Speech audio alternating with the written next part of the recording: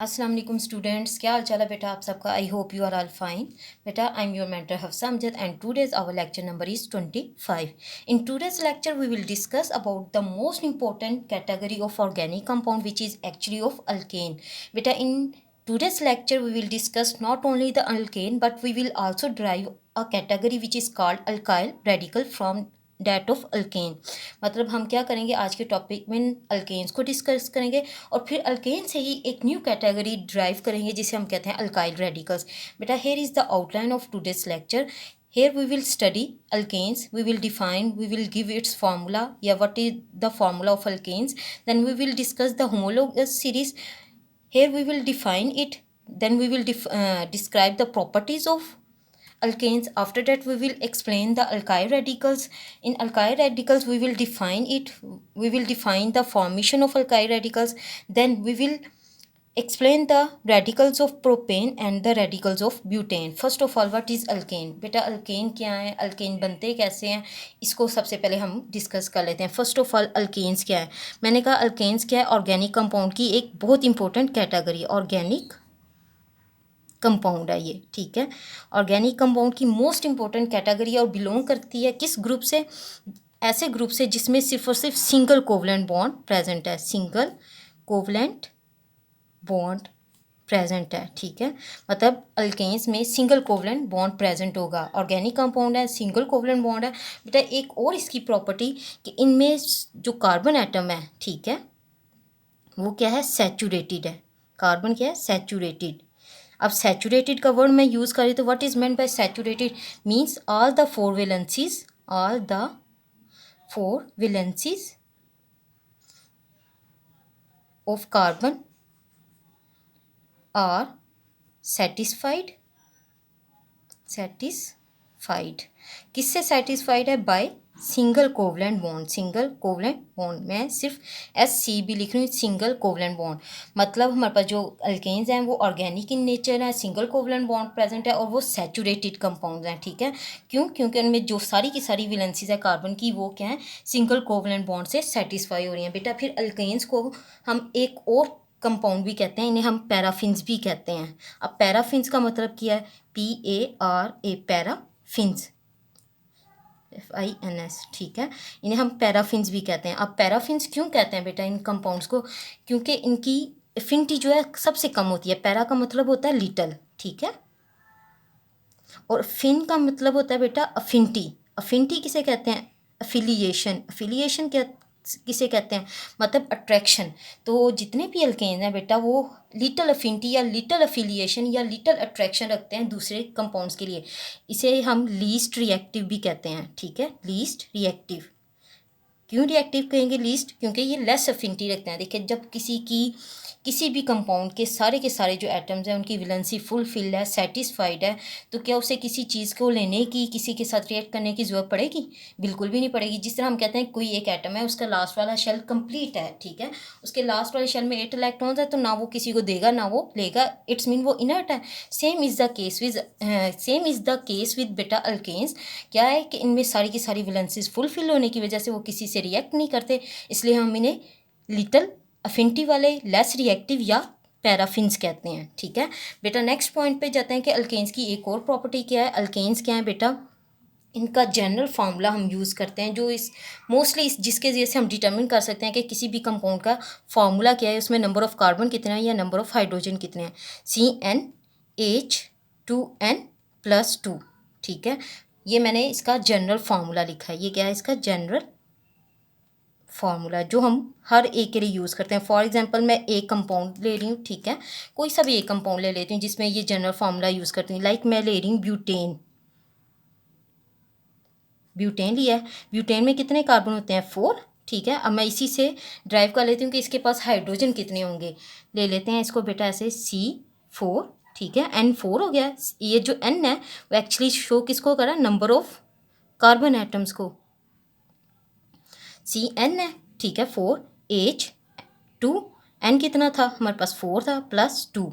इसे सॉल्व कर लेते हैं। C4H, 4 2 8, 8 + 2 10, तो C4H10 हो जाएगा। मतलब ये हमारे पास ब्यूटेन का मोलेकुलर फॉर्मूला आ गया। बेटा एक बात याद रखनी है, जितने भी अल्केन्स हैं, ठीक है, उनके लास्ट पे ANE का वर्ड हम यूज़ करते हैं। किसका? ANE का। ANE का मतलब क्या है? उसमें सिंगल बॉन्ड प्रेजेंट है, ठीक है। सिंगल बॉन्ड प्रेजेंट होगा तो उसके लिए हम ANE यूज़ करते हैं। अगर डबल हो तो हम उसके लिए डिफरेंट कैटेगरी यूज़ करते हैं, वो हम आगे डिस्कस कर लेते हैं। मतलब अब अल्केन्स ऑर्गेनिक कंपाउंड है, सिंगल कोवलेंट बॉन्ड प्रेजेंट है, सैचुरेटेड इन नेचर है, पैराफिन्स है, लिटिल अफिनिटी रखते हैं। क्यों? क्योंकि उनके पास सारी की सारी जो है कार्बन आइटम की वैलेंसीज फुलफिल है, उन्हें किसी के साथ रिएक्ट करने की ज़रूरत नहीं है। इनका जनरल फार्मूला क्या है? CnH2n+2। और बेटा इसका सिंपलेस्ट कंपाउंड जो हमारे पास अल्केन एग्जिस्ट करते हैं, उसका जो सिंपलेस्ट कंपाउंड है वो क्या है? Methane. Methane is the simplest compound, simplest alkane, ठीक है, जो एग्जिस्ट करता है। और ये हम डिफरेंट पर्पस के लिए मतलब एज ए फ्यूल यूज़ करते हैं। नेक्स्ट वन पॉइंट पे मूव करते हैं बेटा, जिसमें हमने अब देखें अल्केन्स का डिफाइन, अल्केन्स को हमने डिफाइन भी कर लिया, उसका फार्मूला भी कर लिया। अब हम होमोलोगस सीरीज़ की तरफ मूव करते हैं। बेटा भी हमने बात की है कि हमारे पास जब ऑर्गेनिक कंपाउंड्स अरेंज करते हैं तो उसमें सबसे पहली कैटेगरी जो है वो अल्केन्स की आती है, ठीक है, जिसमें सिंगल कोवलेंट बॉन्ड प्रेजेंट है। इसी तरह किसी में डबल कोवलेंट बॉन्ड है, किसी में ट्रिपल कोवलेंट बॉन्ड है, या किसी में कोई एक ऐसा स्पेसिफिक ग्रुप प्रेजेंट है जिसकी वजह से वो दूसरे ऑर्गेनिक कंपाउंड से डिफर करता है। तो इस वजह से या हम उन ग्रुप्स को जो डिफ्रेंशिएट करते हैं एक ऑर्गेनिक कंपाउंड को दूसरे ऑर्गेनिक कंपाउंड से, उन्हें हम कहते हैं फंक्शनल ग्रुप्स। तो जब एक कंपाउंड दूसरे कंपाउंड से डिफर करे because of its functional group, तो हम क्या करते हैं, उन सारे एलिमेंट्स को जिनमें सेम टाइप का फंक्शनल ग्रुप प्रेजेंट है उन्हें हम एक ग्रुप में अरेंज कर देते हैं। इस ग्रुपिंग की वजह से बेटा, जिसमें एक ही टाइप के एलिमेंट्स हों, एक ही टाइप के फंक्शनल ग्रुप रखने वाले एलिमेंट्स हों, जाहिर सी बात है जब उनमें सेम टाइप का फंक्शनल ग्रुप होगा तो उनकी केमिकल प्रॉपर्टीज़ भी सेम होंगी। तो वो ग्रुप ऑफ एलिमेंट्स जिसमें सेम केमिकल प्रॉपर्टीज़ वाले जो सब्सटेंसेस हैं या ऑर्गेनिक कंपाउंड्स हैं या हाइड्रोकार्बन्स प्रेजेंट हैं, उस ग्रुप ऑफ कंपाउंड्स को हम क्या कहते हैं? homologous series. So we can explain the homologous series like that: the group of organic compounds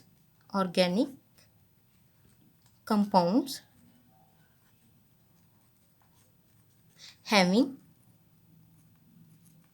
similar chemical properties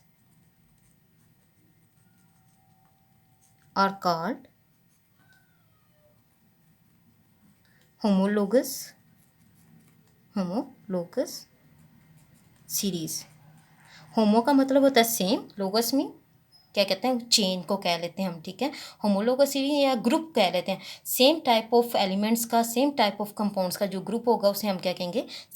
homologous series. अब बेटा यहाँ पे आ जाता है कि अब जारी सी बात है डिफरेंट कंपाउंड्स हैं, उनके फंक्शनल ग्रुप भी डिफरेंट है, मीन्स उनकी होमोलोगस सीरीज भी एक दूसरे से वेरी करेंगी। तो हमें कैसे पता चलेगा कि हमारे पास जो गिवन कंपाउंड है वो किस तरह की करेक्टरिस्टिक रखता है, ठीक है, या होमोलोगस सीरीज़ की करेक्टरिस्टिक कैसे हैं? तो इसको डिटर्मिन करने के लिए हमारे पास कुछ प्रॉपर्टीज़ हैं जो होमोलोगस सीरीज़ को डिटर्मिन करने में हमें हेल्प आउट करती हैं। फर्स्ट ऑफ ऑल जो फर्स्ट प्रॉपर्टी है बेटा वो क्या है कि हमारे पास जितने भी ऑर्गेनिक कंपाउंड्स हैं, ठीक है, उनके सारे के सारे मेंबर्स जो हैं डेफिनेटली उनका कोई ना कोई स्पेसिफिक फार्मूला है उनके फंक्शनल ग्रुप की वजह से।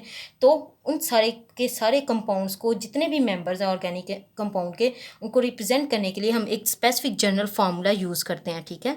मींस फर्स्ट प्रॉपर्टी क्या है? General formula of all the members of different organic compounds। जितने भी ऑर्गेनिक कंपाउंड्स हैं उनका जनरल फार्मूला जो है एक दूसरे से, general formula of all the members of different organic compounds. अब हर एक कंपाउंड का जारी सी बात है फार्मूला भी डिफरेंट होगा फंक्शनल ग्रुप डिफर करने की वजह से। फॉर एग्जांपल मैं कह लेती हूँ एक कंपाउंड है जिसमें just single covalent bond present है, तो उनके लिए जनरल फार्मूला हमने क्या लिखा था? CnH2n+2, ठीक है, और उन्हें हमने क्या कहा था? अल्केन्स, मतलब उनका स्पेसिफिक नेम भी हो गया। इसी तरह एक कंपाउंड ले लेते हैं जिसमें हमारे पास डबल बॉन्ड प्रेजेंट है, ठीक है, तो उनके लिए जनरल फार्मूला क्या है? CnH2n, ठीक है, इसमें डबल बॉन्ड है इसलिए यहाँ पे +2 नहीं लगा रहे, उससे हम कहते हैं अल्कीन्स। बेटा मैं ये आपको रीजंस बाद में बताऊंगी कि अल्केन्स कैसे बने, इसमें 2 क्यों नहीं ऐड हो रहा, जब हमारा नेक्स्ट चैप्टर आएगा तो इंशाल्लाह हम इसको डिस्कस करेंगे। इसी तरह अगर किसी में ट्रिपल कोवलेंट बॉन्ड प्रेजेंट है, ठीक है, तो उसका जनरल फार्मूला क्या है? CnH2n -2 और बेटा उन्हें हम क्या देंगे, अल्काइंस। ठीक है, अगर तो सिंगल कोवलेंट बॉन्ड है तो ANE से रिप्रेजेंट हो रहा है, अगर डबल है तो ENE से रिप्रेजेंट हो रहा है, और अगर ट्रिपल कोवलेंट बॉन्ड है तो YNE से रिप्रेजेंट हो रहा है। ठीक है, नेक्स्ट वन इसकी प्रॉपर्टी पे चले जाते हैं बेटा। नेक्स्ट वन जो है इसकी प्रॉपर्टी के जो सक्सेसिव मेंबर्स हैं, ठीक है, सक्सेसिव मेंबर्स जो हैं सीरीज़ के, ठीक है, सक्सेसिव मेंबर्स ऑफ सीरीज़, जो हमारे पास होमोलोगस सीरीज़ आती है उसके जो सक्सेसिव मेंबर हैं डिफ़र करते हैं। किस तरीके से डिफ़र करते हैं एक दूसरे से, by unit bond CH2 bond से। मतलब हमारे पास जो सक्सेसिव मेंबर्स आते हैं, फॉर एग्जांपल एक कार्बन 1 वाला है, कार्बन 2 वाला है, कार्बन 3 वाला है, ठीक है, या कार्बन 4 वाला ओनवर्ड जाते हैं, तो ये एक दूसरे से डिफ़र क्या करते हैं कि उसमें एक CH2 ऐड हो जाता है। फॉर एग्जांपल C1 वाला है, मैं एग्जांपल ले लेती हूँ, C1 वाला है क्या, CH4, ठीक है, इसमें तो नहीं ऐड हो रहा। अब दूसरे वाले में CH2 ऐड करना पड़ेगा, दूसरे वाला कार्बन 2 जो है उसमें देख लें CH2 कैसे ऐड करें, कार्बन, ठीक है, CH4 था ना, यहाँ पे CH, अभी मैं इसको कर लेती हूँ, दूसरी सीरीज़ में एक CH2 ऐड करना पड़ेगा, ये CH2 ऐड किया इसमें, लेकिन इसकी वैलेंसी को फुलफिल करने के लिए CH3। अब तीसरे वाला हम ले लेते हैं, इसमें CH2 जिस तरह CH3 एक CH2 ऐड करेंगे, ठीक है, इसके अंदर CH2 ऐड किया, CH3 हो गया। इसी तरह का मैं 4 कार्बन वाला लेती हूँ, CH3, अब इसमें ये 3 है, इसमें CH2 एक और यूनिट ऐड कर दूँ मैं, CH2 CH3, ये वाला मैंने इसमें यूनिट ऐड किया था। ठीक है, तो इस तरह सक्सेसिव सीरीज़ में क्या डिफरेंस आता है कि एक CH2 उसमें ऐड होता जाता है, और इस एक CH2 के ऐड होने से 14 यूनिट्स जो हैं रिलेटिव एटॉमिक मास के, ठीक है, या रिलेटिव एटॉमिक मास कह रहे हैं, लेकिन ये मॉलिक्यूल है तो रिलेटिव मोलेकुलर मास इंक्रीज़ होगा। अब यहाँ पे मैंने कहा 14 यूनिट्स इंक्रीज़ हो रहे हैं। 14 यूनिट इंक्रीज़ कैसे हो रहे भाई, आपने कहा CH2 ऐड हो रहा है, ठीक है, हमें पता है कार्बन का एटॉमिक मास क्या है, 12, ठीक है, हाइड्रोजन का एटॉमिक मास क्या है, 1, लेकिन 2 हाइड्रोजन हुए तो टोटल कितने हुए, 2, तो 12 + 2 कितना हुआ, 14 हो गया। मतलब हर एक सक्सेसिव मेंबर में क्या है, CH2 यूनिट ऐड होने से जो उसका रिलेटिव मोलेकुलर मास है वो 14 यूनिट इंक्रीज़ कर जाएगा। ठीक है, नेक्स्ट वन इसके पॉइंट पे बेटा मूव करते हैं। नेक्स्ट वन पॉइंट क्या है इसका बेटा, कि जितने भी हमारे पास ये होमोलोगस सीरीज़ के कंपाउंड आते हैं उनकी केमिकल प्रॉपर्टीज़ क्या हैं, वो एक दूसरे से सिमिलर हैं। केमिकल प्रॉपर्टीज़ सिमिलर हैं। सिमिलर किस लिए थी, सिमिलर बेटा इसलिए थी कि सेम ग्रुप ऑफ एलिमेंट्स थे, same type of functional group था, same type of functional group present होने की वजह से क्या हो गया, उनकी केमिकल प्रॉपर्टीज़ भी सेम हो गई। लेकिन बेटा इनकी जो फिज़िकल प्रॉपर्टीज़ हैं, ठीक है, फिज़िकल प्रॉपर्टीज़ जो हैं इनकी वो डिफ़र करती हैं।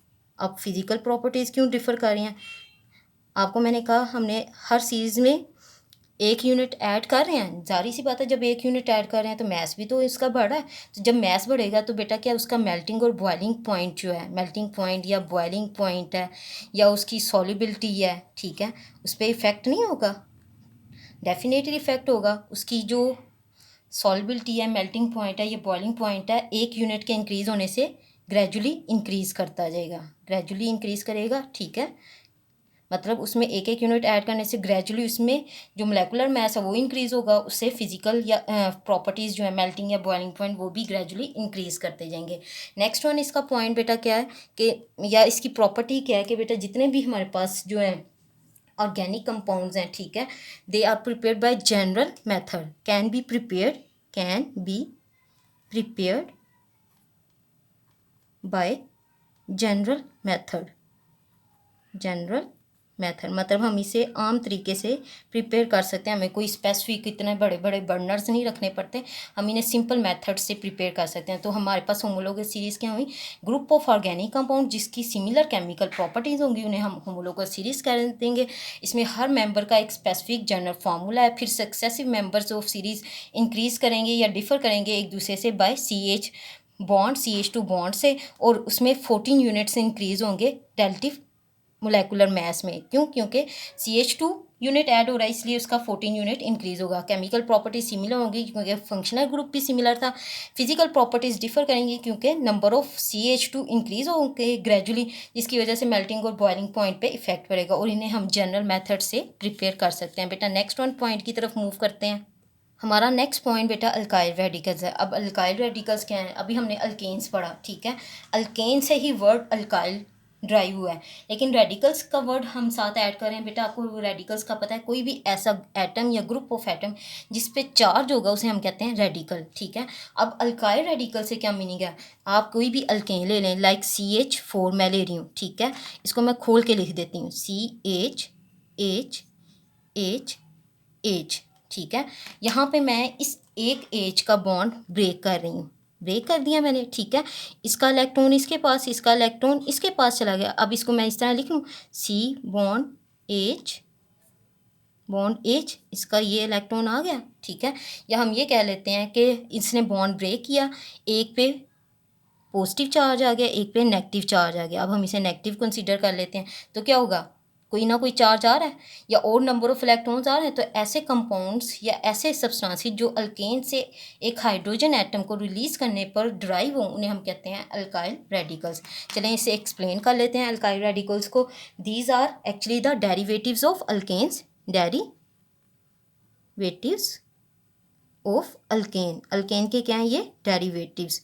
क्यों डेरिवेटिव्स हम कह रहे हैं? क्योंकि उससे ड्राइव हो रहे हैं। अब ये बने कैसे हैं? ठीक है, मैंने अभी कहा formed by removal of hydrogen के रिमूवल से बने, formed by the removal of one atom of hydrogen. एक एटम ऑफ हाइड्रोजन है, ये नहीं कि सारे के सारे ही निकाल देने। Formed by the removal of one atom of hydrogen of alkane and they are represented by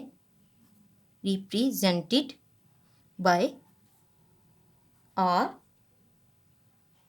bond, ठीक है। क्या करते हैं हम बेटा, इसमें से एक हाइड्रोजन को रिमूव करेंगे तो हमारे पास क्या होगा? उस पर पॉजिटिव या नेगेटिव चार्ज आ जाएगा, या वो रेडिकल की फॉर्म में, मतलब उसके ऊपर और नंबर ऑफ इलेक्ट्रॉन्स आएंगे। इस तरीके की फॉर्मेशन को या उस तरीके से जो बनने वाला डेरिवेटिव है उसे हम कहेंगे अल्काइल रेडिकल, जिसे हम आर बॉन्ड से रिप्रेजेंट करते हैं। बॉन्ड ये रिप्रेजेंट करे कि यहाँ पे एक और कंपाउंड कोई सा भी आके अटैच हो सकता है, ठीक है।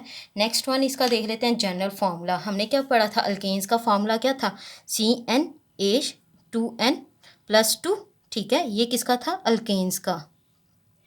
अल्केन्स में से एक हाइड्रोजन रिमूव करवाया है, तो अगर मैं इसमें से -1 कर दूं, मीन्स इसका जनरल फार्मूला क्या हो जाएगा? CnH2n प्लस एक हाइड्रोजन है, 2 हाइड्रोजन ऐड होते हैं ना, तो मैं इसकी जगह पे 1 लिखूंगी। तो ये क्या है? इसका जनरल फार्मूला। फॉर एग्जांपल यहाँ पे CH4 का ही ले लेते हैं, ठीक है। एक निकाला, कार्बन 1 थी, हाइड्रोजन कितने थे? 2।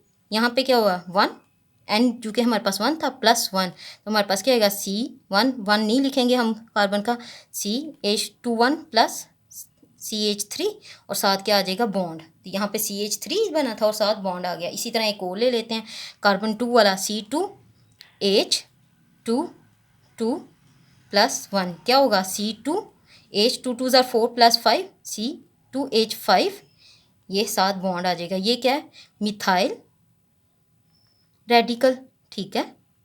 और ये क्या है? हमारे पास 2 कार्बन वाला है, तो इथाइल रेडिकल, मतलब नेम के अकॉर्डिंग उसका वो इथाइल मिथाइल कह देंगे। अगर 3 कार्बन वाला है तो हम उसे कह देंगे प्रोपाइल रेडिकल, अगर वो 4 कार्बन वाला है तो हम उसे कह देंगे ब्यूटाइल रेडिकल, ठीक है बेटा। Next one radicals of propane पे चले जाते हैं। रेडिकल्स ऑफ प्रोपेन क्या है? मतलब हम इनको डिस्कस कर लेते हैं। मीथेन और इथेन जो है उनके हम डिफरेंट रेडिकल्स नहीं बना सकते, जबकि प्रोपेन और ब्यूटेन और उससे ऑनवर्ड जो है उनके हम डिफरेंट रेडिकल्स बना सकते हैं। वो किस बेस पे बना सकते हैं? एक तो हाइड्रोजन एटम की साइड से रिमूव कर रहे हैं, एक उस बेस पे, और एक बेटा इस बेस पे हम कर सकते हैं कि जो हमारे पास गिवन कंपाउंड है उसके आइसोमर्स कितने हैं, ठीक है।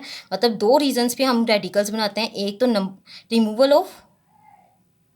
रिमूवल ऑफ हाइड्रोजन,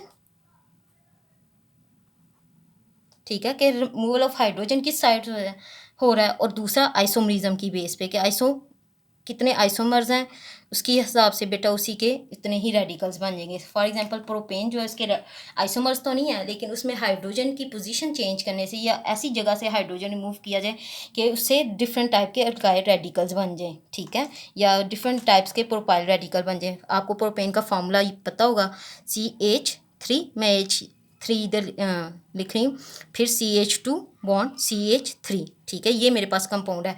अब थोड़ा सा मैं बेटा इसको एलेबोरेट कर रही हूँ, खोल के लिख रही हूँ आपके लिए, ठीक है। यहाँ पे ले लेते हैं CH3 था, H3, ठीक है, CH,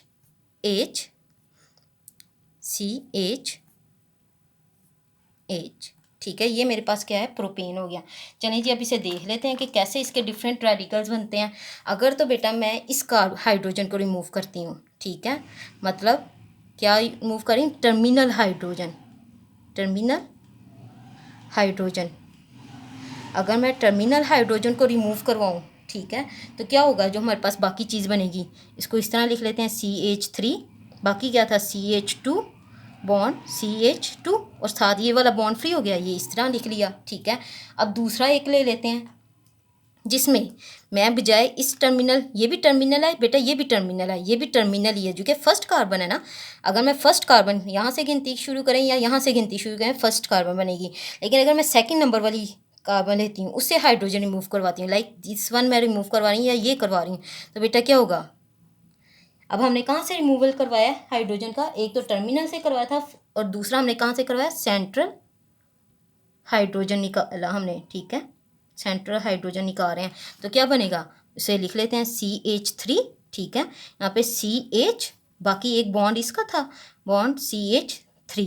अब डिफरेंट टाइप्स के रेडिकल बन गए, एक बॉन्ड यहाँ पे है तो एक इसका यहाँ पे है, जिसमें टर्मिनल पे है उसे हम क्या कहेंगे, N प्रोपाइल, इसे क्या हम कहेंगे, N प्रोपाइल।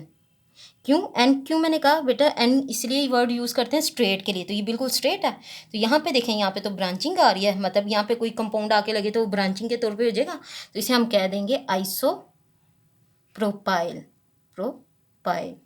ठीक है, समझ आ गया। अगर टर्मिनल से रिमूव करवाएं तो जो हमारे पास रेडिकल बनेगा वो क्या होगा, एन प्रोपाइल, और अगर हम सेंट्रल हाइड्रोजन को रिमूव करवाएं तो हमारे पास जो रेडिकल बनेगा वो क्या होगा, आइसो प्रोपाइल। बेटा अब नेक्स्ट मूव करते हैं रेडिकल्स ऑफ, हमारे पास जो है रेडिकल्स ऑफ ब्यूटेन आते हैं, ठीक है।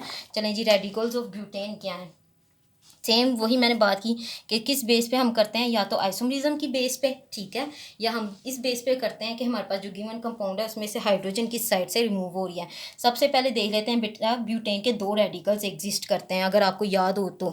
ब्यूटेन का एक रेडिकल CH3, CH2, ब्यूटेन का एक स्ट्रक्चर, सॉरी रेडिकल मैंने कहा CH2, CH3, ठीक है, एक तो ये स्ट्रक्चर हुआ था, एक ये था CH3, CH3, ये CH3, ठीक है, दो बने हैं हमारे पास, इसे हम कहते हैं N ब्यूटेन, ठीक है, और इसे हम क्या कहते हैं, आइसो ब्यूटेन।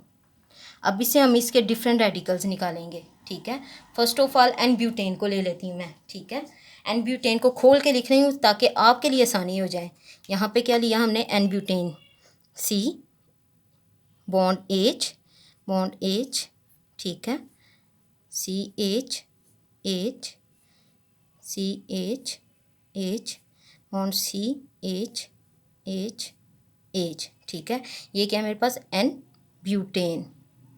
सेम वही, अगर मैं इसके टर्मिनल कार्बन से हाइड्रोजन रिमूव करूँ, मतलब यहाँ से रिमूव करूँ या यहाँ से करूँ, एक ही बात हुई, टर्मिनल से रिमूव करूँ तो क्या होगा, हमारे पास क्या बचेगा बाकी, CH3, CH2, ठीक है, और बाकी क्या होगा, CH2 बॉन्ड, ठीक है। दूसरे वाला रिमूव करवा लेते हैं, अगर मैं सेंट्रल से करवाती हूँ, ये काउंटिंग करें 1 2 3 4, और अगर इधर से करें 1 2 3 4, तो मतलब इस कार्बन से निकालो या इससे निकालो, एक ही बात है, सेंट्रल यही बन रहे हैं, तो ये वाला मैंने हाइड्रोजन रिमूव करवाया, ठीक है। सेंट्रल से करवाएंगे तो क्या होगा, सेंट्रल हाइड्रोजन अगर हो तो सेंट्रल हाइड्रोजन से करवा लेते हैं तो CH3, बाकी CH2, ठीक है, फिर CH बॉन्ड, फिर CH3, ठीक है। आप खुद अंडरस्टैंड करें कि एक जो हमारे पास बिल्कुल स्ट्रेट में है उसे हम क्या कहेंगे, इसे हम कहेंगे एन ब्यूटाइल। स्ट्रेट चेन थी ना बेटा, ब्यूटाइल, ठीक है। और इसमें ब्रांचिंग आ रही है तो इसे क्या हम कहेंगे, आइसोब्यूटाइल। डेफिनेटली आइसोब्यूटाइल कहना चाहिए, लेकिन बेटा इसे हम एक और नाम देते हैं, सेकेंडरी ब्यूटाइल। Secondary butyl. क्यों मैंने अब इसे इसलिए कहा है क्योंकि ये एन ब्यूटेन से निकला था, ठीक है। तो एन ब्यूटेन से जो हमारे पास दूसरा रीजन आता है जिसमें कार्बन नंबर 2 से या सेंट्रल हाइड्रोजन से निकला है, तो फिर हम उसके लिए वर्ड सेकेंडरी का यूज़ कर लेते हैं, मतलब सेकेंड कार्बन से निकला है, ठीक है। तो हम इसे क्या कहेंगे, सेकेंडरी ब्यूटाइल। दूसरे वाले पे आ जाते हैं बेटा, पॉइंट पे। दूसरा हमारे पास क्या था, आइसोब्यूटेन। आइसोब्यूटेन का स्ट्रक्चर लिख लेते हैं, CH, फिर CH, यहाँ पे CH, H, और यहाँ पे क्या था, CH, H। ये क्या था, आइसोब्यूटेन, ठीक है। आइसोब्यूटेन को भी बेटा उस तरह कर लेते हैं। अगर तो मैं इस हाइड्रोजन से रिमूव करवाऊँ या इससे करवाऊँ तो क्या होगा हमारे पास, इससे करवाऊँ या इससे करवाऊँ तो सेम केस होगा। वो क्या है, टर्मिनल हाइड्रोजन कंसीडर होगी, ठीक है। टर्मिनल हाइड्रोजन क्या बनेगा हमारे पास, CH3, CH2 बॉन्ड CH3, ठीक है। मतलब यहाँ से रिमूव हुआ था तो क्या बना, अब ये आइसो में है ना, तो हम इसे क्या कहेंगे, आप लोग मुझे बताएं। इसे हम कहेंगे आइसोब्यूटाइल, ठीक है। अब इसी से दूसरा हम निकाल लेते हैं बेटा। दूसरा कैसे होगा, मैं इसके दूसरी कार्बन से, ये भी फर्स्ट कंसीडर होगी, ये भी फर्स्ट और ये भी फर्स्ट कंसीडर की जाती है। ये दूसरी कार्बन है, मतलब इधर से रिमूव करवाऊंगी ये वाला हाइड्रोजन, ठीक है। इसे क्या हम कहेंगे, सेंट्रल हाइड्रोजन, ठीक है। सेंट्रल हाइड्रोजन से रिमूव करवाएं तो क्या बनेगा, CH3, यहाँ से हाइड्रोजन रिमूव हो गया तो ये बॉन्ड रह गया, यहाँ पे CH3, यहाँ पे CH3, ठीक है। अब हमारे पास बेटा बताएं, ये क्या है, आइसो की फॉर्म है और यहाँ पे एक ब्रांचिंग आ गई है, तो इसे हम क्या कहेंगे, टर्शरी। वहाँ पे सेकेंडरी कहा था, लेकिन यहाँ पे टर्शरी क्यों कहेंगे, देखें इसके साथ 3 पॉइंट्स हैं, 1, 2 और 3। इसे सेकेंडरी क्यों कहा था, इसके साथ 2 पॉइंट्स थे या 2 कार्बन थे, यहाँ पे एक कार्बन, यहाँ पे दूसरी कार्बन का, ठीक है। तो ये वाली कार्बन जो है 2 कार्बन से अटैच है, ये वाली कार्बन जिस पे बॉन्डिंग कहीं से भी कोई दूसरा कंपाउंड आके अटैच हो सकता है, उसके साथ 3 कार्बन अटैच हैं, तो इसे हम कहेंगे टर्शरी ब्यूटाइल, ठीक है। मतलब अगर 2 कार्बन किसी भी ऐसी ब्रांच के साथ लगे हों जहाँ से हमने हाइड्रोजन रिमूव किया है, या किसी भी ऐसे कार्बन के साथ लगे हों जिससे हमने हाइड्रोजन रिमूव किया, तो उसे हम सेकेंडरी कहेंगे। अगर किसी ऐसे कार्बन से रिमूव करें जहाँ पे 3 कार्बन एटम्स साथ अटैच हैं, तो उसे हम क्या कहेंगे, टर्शरी ब्यूटाइल। बेटा I hope you understood it well. अल्लाह हाफिज़।